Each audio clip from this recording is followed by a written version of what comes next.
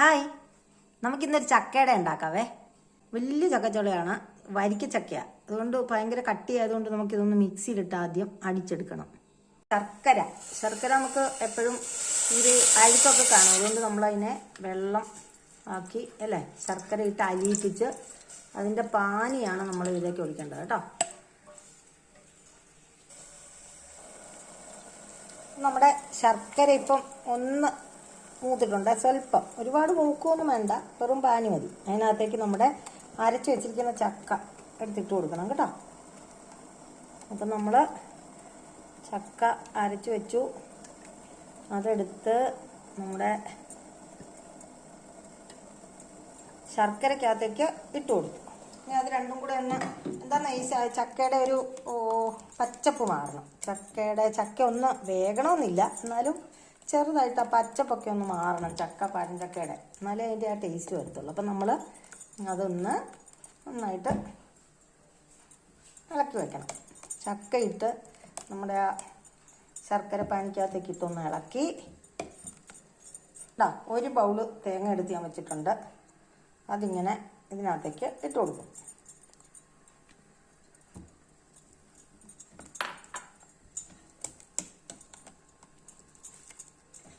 എല്ലാം കൂടെ കിടന്ന് ഒന്ന് നല്ലതായിട്ടൊന്ന് ഇതാകട്ടെ. അപ്പോഴേക്കും നമുക്കേ ശർക്കര ഇടുന്നതാണെങ്കിലും ഒരു ലേശം ഉപ്പൊന്ന് കാണിച്ചു കൊടുക്കണം. ഒട്ടും ഇടായിരുന്ന കൊള്ളില്ല.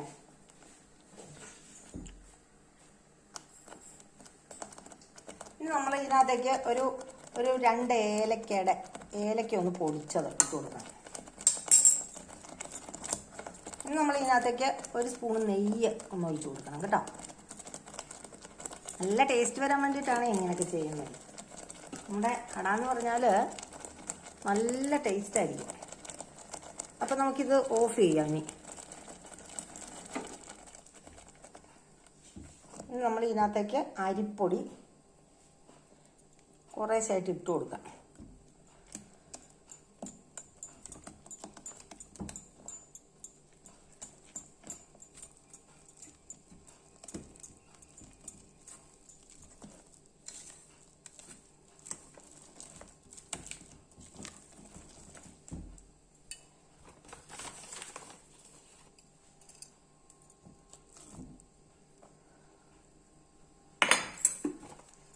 അപ്പോൾ നമ്മുടെ ചക്ക ഇടയ്ക്കുള്ള മാവ് റെഡി ആയിട്ടുണ്ട്. നല്ല വെളുത്ത ശർക്കര ഇട്ടതുകൊണ്ട് ഇതിൻ്റെ നല്ല നിറം നല്ല വെളുത്തത് തന്നെയാണ് കേട്ടോ. അപ്പം നമ്മുടെ ചക്ക ഇടയ്ക്കുള്ള മാവ് കണ്ടല്ലോ.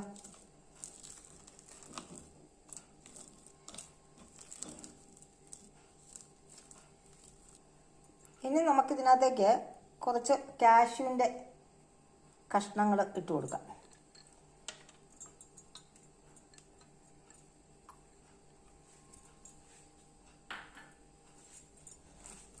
അപ്പം അതും കൂടെ ആയി. ഇനി നമ്മൾ നമ്മുടെ ചക്കയുടെ മാവ് കംപ്ലീറ്റ് ആയിരിക്കുകയാണ്. ഇനി നമുക്കിത് ചെയ്യേണ്ടത് ഏലക്കകത്തേക്ക് പതുക്കെ വെച്ച് എടുക്കണം. നമ്മൾ ഇലയൊന്നിങ്ങനെ വാട്ടിയെടുക്കുന്ന കാര്യം അറിയാമല്ലോ. ഇല എടുത്ത് ഇങ്ങനെ ഒന്ന് പതുക്കെ ഒന്ന് വാട്ടിയെടുത്തില്ലെങ്കിൽ നമ്മൾ ഇത് അടയെടുത്ത് മടക്കുമ്പോഴേക്ക് ഒടിഞ്ഞു പോകും. അതുകൊണ്ട് നമ്മൾ ഇതിനെ ഒന്ന് ഇങ്ങനെ ചൂടാക്കി എടുക്കണം. ഇനി നമുക്ക് അട ഓരോന്നായിട്ട് ഉണ്ടാക്കിയെടുക്കാം, മടക്കിയെടുക്കാം, എന്നിട്ട് വേണം വേവിക്കാൻ കേട്ടോ. അപ്പം നമ്മൾ അട എടുത്ത് ഇതാ ഇലയിലേക്ക് വെച്ചു, മടക്കി കൊടുക്കാം.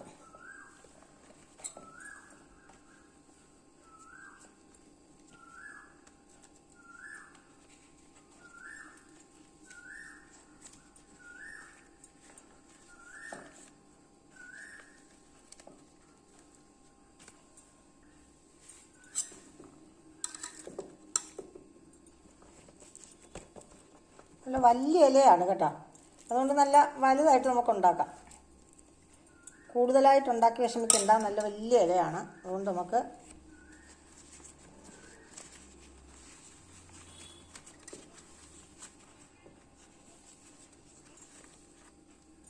അടയെല്ലാം നല്ല ഇലക്കകത്തൊക്കെ ആക്കി മടക്കിയെടുത്തു. ഇനി നമുക്കിത് പുഴുങ്ങിയെടുക്കണം, സ്റ്റീം ചെയ്തെടുക്കണം. പുഴുങ്ങി എന്നൊന്നും പറഞ്ഞാൽ മനസ്സിലാകത്തില്ല എല്ലാവർക്കും. സ്റ്റീം ചെയ്തെടുക്കണം. അപ്പം നമുക്ക് അതിലേക്ക് പോകാം. നമ്മൾ സ്റ്റീമർ വെച്ചു. ഇനി നമ്മുടെ അട അതിലേക്ക് അടുക്കി വരും.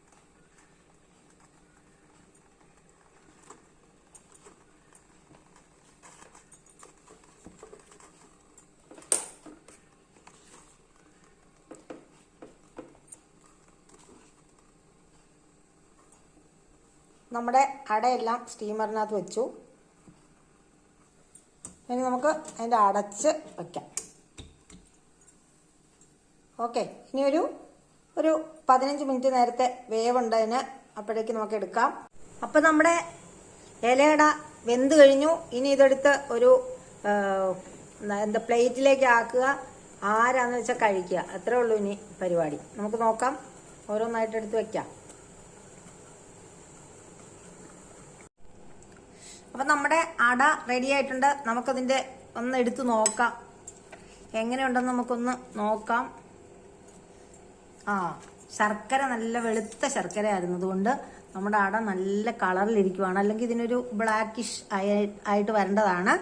ഇതിപ്പോൾ നല്ല വെളുത്തിരിക്കുന്നത് അട ശർക്കരയുടെ കളറാണ്.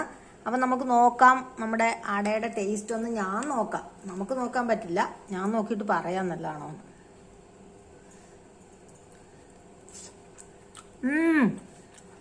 ടേസ്റ്റ്, ആഹാ, ചക്കയുടെ എല്ലാത്തിൻ്റെയും കൂടെ ആ സമ്മിശ്രമായിട്ടുള്ള സ്വാദ് ഇസ് വെരി നൈസ്.